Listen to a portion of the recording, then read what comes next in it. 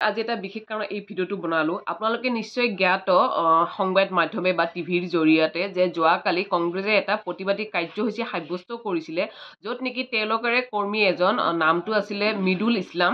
তেওঁৰ এই পুলিচৰ অত্যাচাৰত তেওঁৰ মৃত্যুবৰণ কৰে। এতিয়া কথাটো হৈছে কি যে আচলতে অসম পুলিচৰ হৈছে কি, য'ত নেকি এইখন দেশত সংবিধানে গণতান্ত্ৰিকভাৱে আন্দোলন কৰা অধিকাৰ দিছে, মৌলিক অধিকাৰ দিছে। তেনে ক্ষেত্ৰত এইখন শাসনাধিষ্ঠ বিজেপি চৰকাৰে সেই সংবিধানখন নস্যাৎ কৰা সাহস পালে।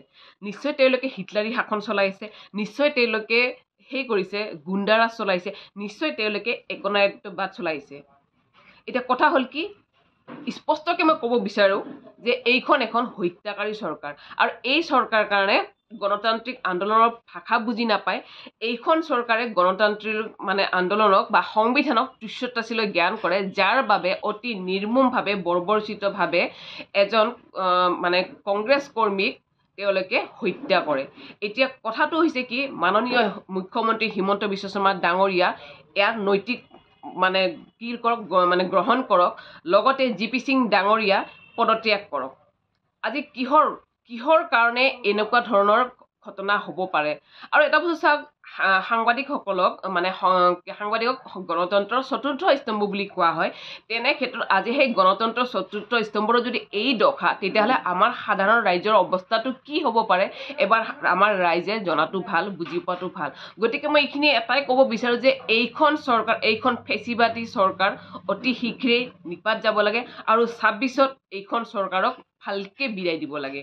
এইখিনি ক'বৰ কাৰণে মই এই ভিডিঅ'টো বনালোঁ। আজি এটা বিশেষ কাৰণ এই ভিডিঅ'টো বনালোঁ। আপোনালোকে নিশ্চয় জ্ঞাত সংবাদ মাধ্যমে বা টিভিৰ জৰিয়তে যে যোৱাকালি কংগ্ৰেছে এটা প্ৰতিবাদী কাৰ্যসূচী সাব্যস্ত কৰিছিলে, য'ত নেকি তেওঁলোকৰে কৰ্মী এজন নামটো আছিলে মিদুল ইছলাম। তেওঁৰ এই পুলিচৰ অত্যাচাৰত তেওঁৰ মৃত্যুবৰণ কৰে। এতিয়া কথাটো হৈছে কি যে আচলতে অসম পুলিচৰ হৈছে কি, য'ত নেকি এইখন দেশত সংবিধানে গণতান্ত্ৰিকভাৱে আন্দোলন কৰা অধিকাৰ দিছে, মৌলিক অধিকাৰ দিছে। তেনে ক্ষেত্ৰত এইখন শাসনাধিষ্ঠ বিজেপি চৰকাৰে সেই সংবিধানখন নস্যাৎ কৰা সাহস পালে। নিশ্চয় তেওঁলোকে হিটলাৰী শাসন চলাইছে, নিশ্চয় তেওঁলোকে গুণ্ডাৰাজ চলাইছে, নিশ্চয় তেওঁলোকে একনায়কত্ববাদ চলাইছে। এতিয়া কথা হ'ল কি, স্পষ্টকৈ মই ক'ব বিচাৰোঁ যে এইখন এখন হত্যাকাৰী চৰকাৰ, আৰু এই চৰকাৰ কাৰণে গণতান্ত্ৰিক আন্দোলনৰ ভাষা বুজি নাপায়। এইখন চৰকাৰে গণতান্ত্ৰিক আন্দোলনক বা সংবিধানক তুচ্ছ-তাচ্ছিল্য জ্ঞান কৰে, যাৰ বাবে অতি নিৰ্মমভাৱে বৰ্বৰচিতভাৱে এজন কংগ্ৰেছ কৰ্মীক তেওঁলোকে হত্যা কৰে। এতিয়া কথাটো হৈছে কি, মাননীয় মুখ্যমন্ত্ৰী হিমন্ত বিশ্ব শৰ্মা ডাঙৰীয়া ইয়াৰ নৈতিক গ্ৰহণ কৰক, লগতে জিপি সিং ডাঙৰীয়া পদত্যাগ কৰক। আজি কিহৰ কাৰণে এনেকুৱা ধৰণৰ ঘটনা হ'ব পাৰে? আৰু এটা বস্তু চাওক, সাংবাদিকক গণতন্ত্ৰৰ চতুৰ্থ স্তম্ভ বুলি কোৱা হয়।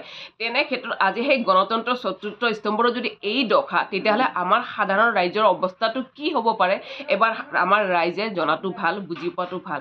গতিকে মই এইখিনি এটাই ক'ব বিচাৰোঁ যে এইখন ফেচিবাদী চৰকাৰ অতি শীঘ্ৰেই নিপাত যাব লাগে, আৰু 26ত এইখন চৰকাৰক ভালকৈ বিদায় দিব লাগে। এইখিনি ক'বৰ কাৰণে মই এই ভিডিঅ'টো বনালোঁ।